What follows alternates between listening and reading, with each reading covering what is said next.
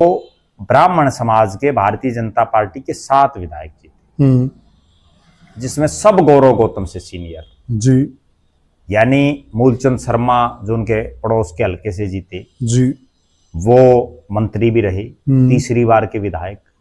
अरविंद शर्मा 4 बार के सांसद, जी, गोहाना जैसी धरती पर चुनाव जीते। राम कुमार गौतम तीसरी बार के विधायक, जी, शक्ति रानी शर्मा जिनके पति केंद्र में मंत्री, बेटा रहा और बेटा राज्यसभा का सांसद रहा, खुद मेयर रही।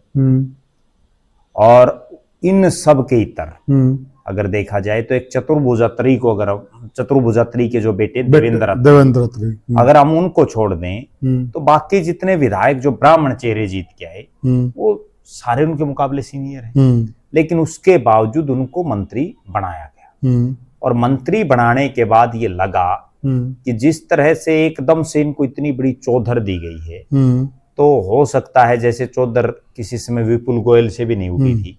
जब विपुल गोयल पहली बार विधायक बने तो विधायक बनने के बाद जिस कृष्णपाल गुर्जर ने उनको टिकट दिलाई, उनको विधायक बनाने का काम किया, उसके खिलाफ हो गए और उसका हश्र ये हुआ कि अगले चुनाव में उनकी टिकट कटी। अब एक चीज बड़ी नोट करने वाली है, 6.5 महीने के इस लगभग कार्यकाल में विपुल गोयल आज तक भी कृष्णपाल गुर्जर के साथ कहीं भी सींग नहीं फंसाए उन्होंने, कहीं भी कुछ भी आपस में एक दूसरे में कंट्रोवर्सी नहीं आई है। पता चल गया ना उनको, विपुल गोयल को पता चल गया कि कृष्णपाल गुर्जर कौन है। और शायद गौरव गौतम को 4.5 साल बाद पता चल जाएगा। अभी तो मंत्री हैं इसलिए नहीं पता चल, हवा में है, उत्साह में, अति उत्साह में है। और अगर देखा जाए तो मेरा ये भी मानना है कि जब भी मंत्रिमंडल विस्तार होगा तो उसमें जिन भी मंत्रियों को हटाने की बारी आएगी तो गौरव गौतम उनमें एक होंगे।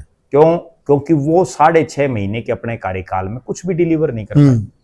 खेल मंत्री रहते हुए एक युवा, केवल कंट्रोवर्सी, और खेल मंत्री रहते हुए 90 के 90 हलकों में तक में नहीं जा पाए। सही बात है, ठीक है। कौन सी खेल पॉलिसी में या खिलाड़ियों के लिए उन्होंने क्या किया, कहाँ नए स्टेडियम बनाए, क्या किया, अब तक तो कुछ भी नहीं है, 0/0 है वहां। ठीक बात है। तो इसलिए वो अपने पलवल से बाहर भी नहीं जा रहे बहुत ज्यादा, और मंत्री तो पूरे प्रदेश के हैं।